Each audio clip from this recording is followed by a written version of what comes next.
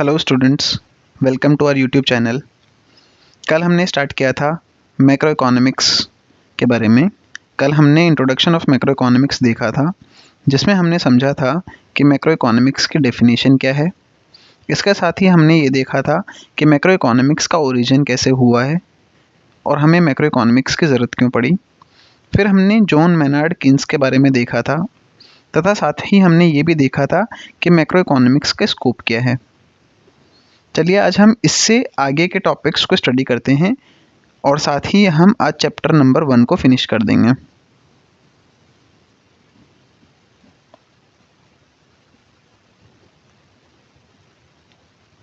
देखिए, chapter number 1 में अब कुछ टर्म्स बची हुई हैं जो कि हमें डिस्कस करनी है। उनमें से जो सबसे पहले टर्म है वो है इकोनॉमिक यूनिट या फिर इकोनॉमिक एजेंट। देखिए, दोनों एक ही चीज़ हैं, चाहे आप इसे इकोनॉमिक यूनिट बोलें चाहे आप इसे इकोनॉमिक एजेंट बोलें।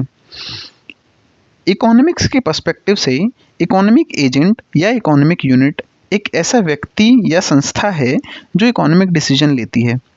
देखिए, आपने पढ़ा होगा अकाउंट्स में एक इंडिविजुअल और एक कंपनी, दो डिफरेंट एंटिटी होती हैं।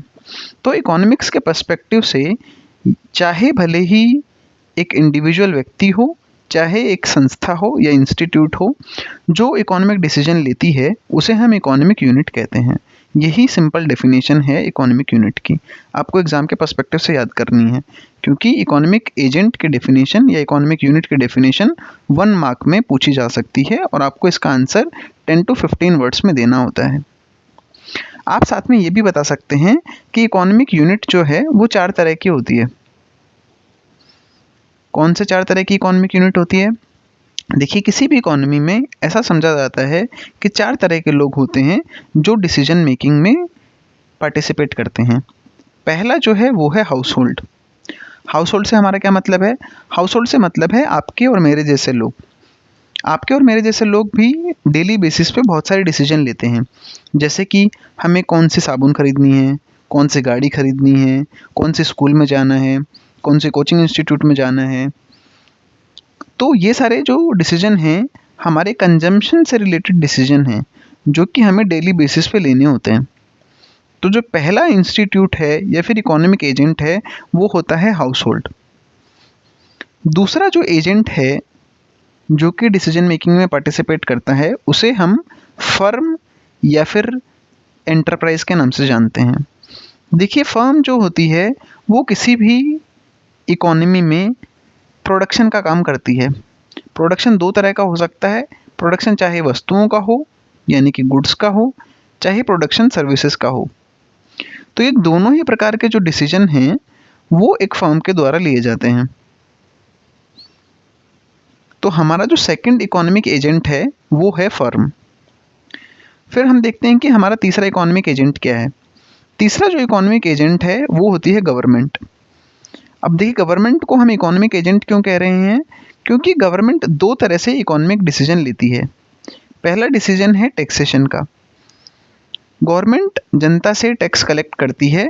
टैक्स 2 तरह का हो सकता है, या तो वो डायरेक्ट टैक्स होता है या फिर इनडायरेक्ट टैक्स होता है। डायरेक्ट टैक्स जैसे कि इनकम टैक्स, इनडायरेक्ट टैक्स जैसे कि जीएसटी। तो इस प्रकार सरकार टैक्सेशन से रिलेटेड डिसीजन लेती है, तथा साथ ही गवर्नमेंट ये भी डिसीजन लेती है कि उन्हें किस प्रकार की सर्विसेज या फिर गुड्स पे खर्चा करना है। देखिए, गवर्नमेंट जो टैक्स कलेक्ट करती है वो अपने पास तो रखती नहीं है, उस टैक्स का उपयोग सरकार पब्लिक वेलफेयर एक्टिविटीज़ के लिए करती है। तो इस प्रकार गवर्नमेंट 2 प्रकार के डिसीजन लेती है। 1, कलेक्शन ऑफ टैक्स। सेकंड, उस टैक्सेशन का जो कलेक्शन हुआ है उसके अगेंस्ट में एक्सपेंडिचर। हमने 3 इकोनॉमिक एजेंट देखे, house hold, firm and government. एक चौथा इकोनॉमिक एजेंट भी है जो कि है एक्सटर्नल मार्केट। अब एक्सटर्नल मार्केट से हमारा क्या मतलब है? देखिए, हमारे कंट्री में जो भी गुड्स या सर्विसेज प्रोड्यूस होती हैं वो सारी की सारी हम खुद कंज्यूम नहीं करते हैं, हम उनमें से कुछ गुड्स या सर्विसेज का एक्सपोर्ट कर देते हैं। वहीं दूसरी तरफ ऐसा नहीं है कि सारी की सारी गुड्स या सर्विसेज इंडिया में ही प्रोड्यूस हों। कुछ ऐसी गुड्स या सर्विसेज हैं जो इंडिया में प्रोड्यूस नहीं होती हैं, और अगर हमें उनकी ज़रूरत पड़ती है तो हम आउटसाइड इंडिया से उसे इंपोर्ट कर लेते हैं। तो इस प्रकार हमने देखा कि 4 इकोनॉमिक एजेंट हैं। पहला हाउस होल्ड, दूसरा फर्म, तीसरा गवर्नमेंट, चौथा एक्सटर्नल मार्केट। तो ये था हमारा इकोनॉमिक एजेंट या फिर यूनिट का कॉन्सेप्ट। वो सभी लोग या संस्थाएं जो कि इकोनॉमिक डिसीजन लेती हैं उन्हें हम इकोनॉमिक एजेंट कहते हैं। वहीं दूसरी तरफ ये 4 तरह के होते हैं। पहला हाउस होल्ड, दूसरा बिजनेस फर्म, तीसरा गवर्नमेंट, चौथा एक्सटर्नल सेक्टर। चलिए हम बढ़ते हैं अगले कॉन्सेप्ट की तरफ जो कि चैप्टर 1 में दिया हुआ है। देखिए चैप्टर 1 में टाइप्स ऑफ इकोनॉमी के बारे में भी बहुत ही संक्षिप्त यानी कि कंसाइज एक्सप्लेनेशन दी हुई है, परंतु हम थोड़ा सा डिटेल में उसको स्टडी कर लेते हैं ताकि आपको ये सेकंड चैप्टर में भी इजीली हेल्प करेगा समझने में। देखिए कोई भी जो इकोनॉमी होती है उसमें मेजरली 3 प्रकार के डिसीजन लेने होते हैं। पहला जो डिसीजन लेना होता है वो है कि हमें कौन सा प्रोडक्ट या सर्विसेज प्रोड्यूस करने हैं। देखिए सोप बहुत सारे तरह की होती है, कौन सी सोप प्रोड्यूस करनी है और आखिर सोप प्रोड्यूस करनी है या भी नहीं करनी है, या फिर हमें गाड़ियाँ प्रोड्यूस करनी चाहिए या फिर हमें डिफेंस आइटम प्रोड्यूस करने चाहिए। तो कौन है जो डिसाइड करता है कि हमें क्या प्रोड्यूस करना चाहिए। इसी प्रकार दूसरा क्वेश्चन आता है हाउ टू प्रोड्यूस, कि हमें मशीन्स का उपयोग करके प्रोड्यूस करना चाहिए या फिर हमें लेबर के द्वारा प्रोड्यूस करना चाहिए। तो कौन है जो ये डिसीजन लेता है। तथा थर्ड जो डिसीजन होता है फॉर होम टू प्रोड्यूस, यानी कि किस प्रकार के आइटम्स हमें प्रोड्यूस करने चाहिए। उदाहरण के तौर पर 2 तरह के प्रोड्यूस हो सकते हैं, या हम मान सकते हैं 3 तरह के प्रोड्यूस होते हैं। एक जो ऐसे प्रोड्यूस होते हैं जो लग्जरी आइटम्स होते हैं जिनको कि वेल्दी लोग ही खरीदते हैं। दूसरे जो मिडिल क्लास लोगों के लिए बनाए जाते हैं। तीसरे जो पुअर सेक्शन ऑफ सोसाइटी है उसके लिए बनाए जाते हैं। तो ये जो तीनों तरह के डिसीजन हैं वो आखिर किसके द्वारा लिए जाते हैं और यह किन फैक्टर्स पे डिपेंड करता है। देखिए किसी भी कंट्री में या फिर किसी भी एक देश को हम 3 तरह की इकोनॉमी में डिवाइड कर सकते हैं। हो सकता है एक देश कैपिटलिस्ट इकोनॉमी हो सकता है दूसरा देश सोशलिस्ट इकोनॉमी हो सकता है तीसरा देश मिक्स्ड इकोनॉमी हो। तो ये कैसे डिसाइड होता है कि कोई कंट्री किस प्रकार की इकोनॉमी को अडॉप्ट करता है। देखिए यदि हम कैपिटलिस्ट टाइप ऑफ इकोनॉमी की बात करें तो ये जो तीनों डिसीजन हैं वो प्राइवेट सेक्टर के द्वारा लिए जाते हैं। यानी कि प्राइवेट सेक्टर की कंपनियां, फर्म्स ये डिसाइड करती हैं कि क्या प्रोड्यूस करना है, किस प्रकार प्रोड्यूस करना है और किन के लिए प्रोड्यूस करना है। तो एक ऐसी इकोनॉमी जहां पर कैपिटलिस्ट एंटरप्राइजेस मुख्य भूमिका निभाते हैं तथा जो गवर्नमेंट का रोल है वो बहुत ही मिनिमम होता है, उस प्रकार की इकोनॉमी को हम कैपिटलिस्ट इकोनॉमी कहते हैं। कैपिटलिस्ट इकोनॉमी का जो मुख्य उद्देश्य होता है वो प्रॉफिट कमाना होता है। साथ ही कैपिटलिस्ट इकोनॉमी में जो मशीन, फैक्ट्रीज, ज़मीनें होती हैं उनकी ओनरशिप भी प्राइवेट सेक्टर के पास ही होती है। यानी कि ऐसा नहीं होता है कि सारी संपत्ति पर गवर्नमेंट का अधिकार है, परंतु ऐसा होता है कि जो संपत्ति है वो प्राइवेट सेक्टर के नाम पर ट्रांसफ़र कर दी जाती है। तो ये था कैपिटलिस्ट इकोनॉमी के बारे में। अगर हम सोशलिस्ट टाइप ऑफ इकोनॉमी के बारे में देखें तो उस इकोनॉमी में जो ये तीनों डिसीजन हैं वो गवर्नमेंट के द्वारा लिए जाते हैं। यानी कि क्या प्रोड्यूस करना है, कैसे करना है और किस सेक्शन ऑफ सोसाइटी के लिए प्रोड्यूस करना है, ये जो डिसीजंस हैं वो गवर्नमेंट के द्वारा लिए जाते हैं। यानी कि जो सोशलिस्ट इकोनॉमी है वो कैपिटलिस्ट इकोनॉमी के एकदम ऑपोजिट है। उसमें जो मेनली जो प्रोडक्शन एक्टिविटीज़ हैं वो गवर्नमेंट के द्वारा की जाती हैं। जितनी भी मशीन, फैक्ट्री, ज़मीन है उनकी ओनरशिप प्राइवेट सेक्टर के पास नहीं होके गवर्नमेंट के पास होती है। गवर्नमेंट एक प्रीडोमिनेंट रोल प्ले करती है और जो गवर्नमेंट का ऑब्जेक्टिव होता है वो सोशल जस्टिस अचीव करना है। देखिए सोशल जस्टिस से क्या मतलब है। सोशल जस्टिस से मतलब है सोसाइटी में इक्वालिटी का होना। सोसाइटी में सभी लोगों के पास में वस्तुएं, सेवाएं उपलब्ध होंगी, परंतु कोई भी व्यक्ति अमीर या बहुत ज़्यादा गरीब नहीं होगा। वहीं जो तीसरे टाइप की इकोनॉमी है वो है मिक्स्ड इकोनॉमी। एक ऐसी इकोनॉमी जहां पर ये जो तीनों डिसीजन हैं वो प्राइवेट सेक्टर प्लस गवर्नमेंट के द्वारा मिलकर लिए जाते हैं। यानी कि कुछ वस्तुएं, सेवाएं गवर्नमेंट के द्वारा प्रोड्यूस की जाती हैं, कुछ वस्तुएं, सेवाएं प्राइवेट सेक्टर के द्वारा प्रोड्यूस की जाती हैं, कुछ वस्तुएं और सेवाएं दोनों को द्वारा मिलकर प्रोड्यूस की जाती हैं। यदि हम दुनिया की इकोनॉमीज को कैपिटलिस्ट, सोशलिस्ट और मिक्स्ड इकोनॉमी में बांटें तो यूएसए को जनरली कैपिटलिस्ट इकोनॉमी में रखा जाता है। वहीं रशिया एवं चाइना को सोशलिस्ट इकोनॉमी में रखा जाता है। अगर हम इंडिया को देखें तो इंडिया को हम मिक्स्ड इकोनॉमी में रखते हैं। ऐसा क्यों? देखिए, इंडिया में जो गवर्नमेंट है और प्राइवेट सेक्टर है, दोनों ही इम्पोर्टेंट रोल प्ले करते हैं। गवर्नमेंट जो है वो पब्लिक सेक्टर अंडरटेकिंग्स के माध्यम से, पीएसयू के माध्यम से गुड्स और सर्विसेज प्रोड्यूस करती है। वहीं जो प्राइवेट सेक्टर है वो कंपनियां या पार्टनरशिप फर्म ओपन करके या फिर प्रोप्राइटरशिप फर्म ओपन करके प्रोडक्शन करता है। तो इस प्रकार दोनों ही जो सेक्टर हैं वो पार्टिसिपेट करते हैं गुड्स और सर्विस को प्रोड्यूस करने में, किस प्रकार प्रोडक्शन करना है ये डिसाइड करने में, तथा सोसाइटी के किस सेक्शन के लिए प्रोड्यूस करना है इन सभी चीज़ों को डिसाइड करने में।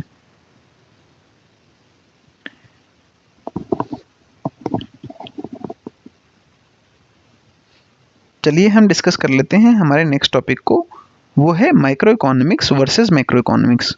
हमें ये एग्ज़ाम के पर्सपेक्टिव से याद रखना है क्योंकि ये 6 मार्क्स में पूछा जा सकता है आपसे, और हो सकता है कि आपसे 4 मार्क्स के क्वेश्चन में भी ये पूछ ले।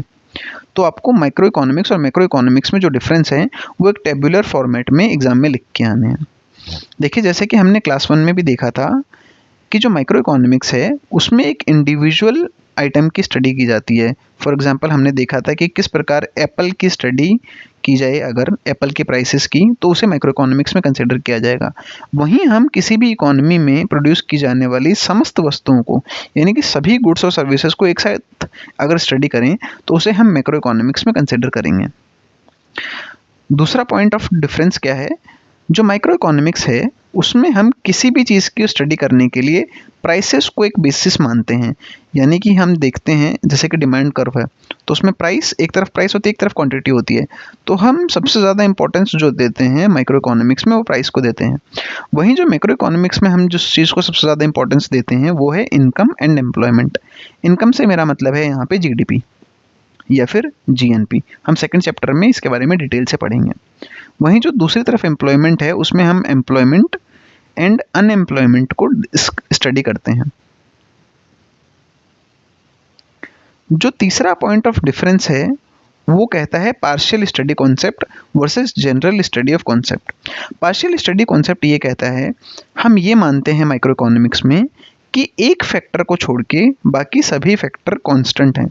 अगर आपने डिमांड लॉ याद है, आपको लॉ ऑफ डिमांड याद है, तो वो भी ये कहता है एक्सेप्ट वन थिंग, जो भी आप कंसिडर करना चाहें, for example price, except price everything is constant, right? तो वो पार्शियल स्टडी कॉन्सेप्ट है। वहीं जो जनरल स्टडी कॉन्सेप्ट है वो ये कहता है कि इकोनॉमी में सभी चीज़ें वेरिएबल हैं, सभी चीज़ें डिफरेंट डिफरेंट टाइम पे चेंज होती रहती हैं और उनको हम कलेक्टिवली मैक्रो इकोनॉमिक्स में स्टडी करते हैं।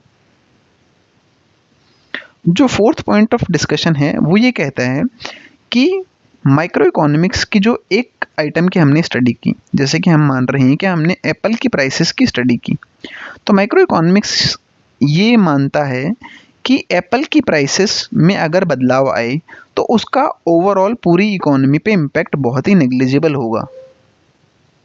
ऐसा नहीं है कि इकोनॉमी में जो प्राइसेस में बदलाव आएगा वो एप्पल की प्राइसेस की वजह से बहुत ज़्यादा ऊपर नीचे हो जाएगा। एप्पल की प्राइसेस हैं वो पूरी इकोनॉमी में जितनी भी वस्तुएं प्रोड्यूस होती हैं उनके तुलना में बहुत ही नगण्य है, यानी कि नेग्लिजिबल है।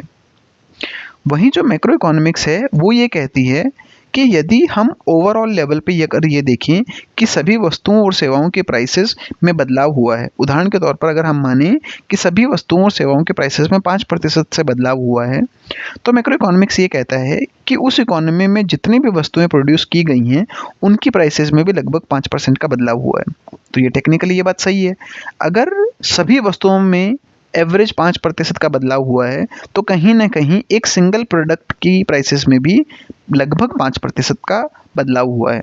100% जरूरी नहीं है कि 5% का ही हुआ हो, परंतु ऊपर नीचे थोड़ा बहुत ऐसा माना जाता है कि कहीं ना कहीं सभी प्रोडक्ट्स में बदलाव आया है। इसके अलावा माइक्रो इकोनॉमिक्स और मैक्रो इकोनॉमिक्स में एक डिफरेंस ये है, माइक्रो इकोनॉमिक्स ये कहता है कि जो सेविंग है वो अच्छी चीज़ है। क्यों अच्छी चीज़ है? यदि कोई व्यक्ति सेविंग करता है तो वो फ्यूचर में अगर उसकी इनकम नहीं भी होगी व्यक्ति की तो वो अपना जीवन निर्वाह कर पाएगा। वहीं जो मैक्रो इकोनॉमिक्स है वो ये कहता है कि सेविंग्स अच्छी हैं, परंतु तभी जब उस सेविंग को इन्वेस्ट किया जाए। ऐसा क्यों? देखो, मैक्रो इकोनॉमिक्स ये कहता है जब कोई व्यक्ति सेविंग कर लेगा और अपनी जेब में पैसा रख लेगा, अपने घर पे पैसा रख लेगा, तो वो इन्वेस्ट नहीं करेगा। अगर इन्वेस्ट नहीं करेगा तो कैपिटल मशीनें नई मशीनें नहीं आएंगी, नई मशीनें नहीं आएंगी तो प्रोडक्शन और नहीं बढ़ेगा, प्रोडक्शन नहीं बढ़ेगा तो लोगों को एम्प्लॉयमेंट नहीं मिलेगा। तो इसलिए मैक्रो इकोनॉमिक्स कहता है लोगों को सेविंग करनी चाहिए, परंतु सिर्फ तभी जब उस सेविंग का उद्देश्य कहीं ना कहीं इन्वेस्ट करना हो। उससे क्या होगा? इन्वेस्ट करने से मशीनें नहीं आएंगी, मशीनें नहीं आएंगी, प्रोडक्शन बढ़ेगा, प्रोडक्शन बढ़ेगा, एम्प्लॉयमेंट बढ़ेगा, एम्प्लॉयमेंट बढ़ेगा, लोगों की इनकम बढ़ेगी और फिर डिमांड बढ़ेगी। तो ये थे माइक्रो इकोनॉमिक्स और मैक्रो इकोनॉमिक्स में मेजर डिफरेंसेस। देखिए, हमने आपके प्रैक्टिस के लिए बहुत सारे क्वेश्चंस भी कोलेट किए हैं। आप इन क्वेश्चन के आंसर वन लाइनर में दे सकते हैं, क्योंकि ये एग्जाम में 1 मार्क में पूछे जाएंगे और आपको लगभग 15 वर्ड्स में इनका आंसर देना है। उसके साथ ही हमने इनके सॉल्यूशंस भी दे दिए हैं। उसके बाद हमने शॉर्ट आंसर क्वेश्चंस भी दिए हैं। ये जनरली 3 to 4 मार्क्स में पूछे जाएंगे, जिनके आंसर आपको 60 वर्ड्स टू 80 वर्ड्स और 80 वर्ड्स टू 100 वर्ड्स में देना है। आप ये एक बार अटेम्प्ट करके देखें। हमने ऑलरेडी ये सारे क्वेश्चंस डिस्कस कर लिए हैं। इसमें से हमने ये वाला क्वेश्चन डिस्कस नहीं किया है कि how many factors of production are there, because ये हम चैप्टर नंबर 2 में स्टडी करेंगे, वहाँ पे हम इसे डिटेल में देख लेंगे। फिर हमने एक क्वेश्चन यहाँ पे ये भी ऐड कर दिया है, micro economics versus macro economics. ये हो सकता है कि आपसे एग्जाम में 6 मार्क्स में पूछ लिया जाए। आई होप आपको ये लेक्चर समझ में आया होगा। आपको इस लेक्चर की PDF हमारे YouTube चैनल और टेलीग्राम चैनल BSRA क्लासेस पे मिल जाएगी। आप टेलीग्राम चैनल पे जाके हमारे चैनल को सब्सक्राइब कर सकते हैं और वहाँ से ये PDF भी डाउनलोड कर सकते हैं। चलिए, मिलते हैं नेक्स्ट क्लास में।